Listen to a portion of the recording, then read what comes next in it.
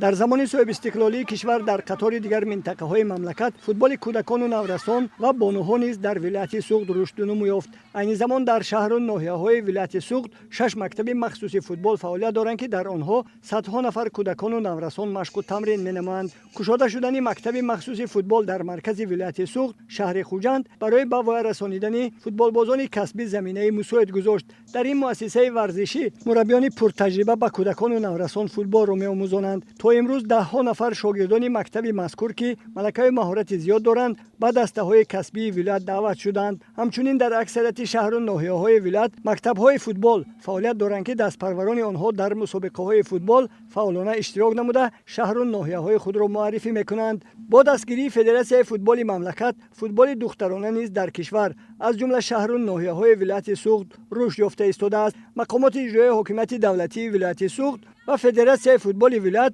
برای رشد فوتبال از جمله فوتبال نورسان و کودکان و بانوها توجه خیلی زیاد ظاهر می‌نمایند. دسته‌های بانوهای شهر و ناحیه‌های ظفرآباد، جبار رسولوف، اشت، شهرستان و خوجند در مسابقه‌ها فعالند. این از آن شهادت می‌دهد که در این شهر و ناحیه‌ها به جلب بانوها به ورزش از جمله فوتبال توجه مخصوص ظاهر کرده می‌شود. هدف اساسی فدراسیون فوتبال مملکت از رشد و عمومی‌گردانی فوتبال بانوها این پیش از همه جلب دختران و زنان به طرز حیات سالم و آماده نمودن دسته‌های کسبی زنانه جهت اشتراک نمودن در مسابقه‌های با نفوذ بین‌المللی و جهانی میباشد. اگر زنها با ورزش و طرز حیات سالم مشغول شوند، آنها با درک حیات سالم هم فرزندان سالم به دنیا میآورند و هم فرزندانشان را در روحیه سالمی، جسوری و نوترسی و خویشتن‌شناسی و تندرستی تربیت می‌نمایند.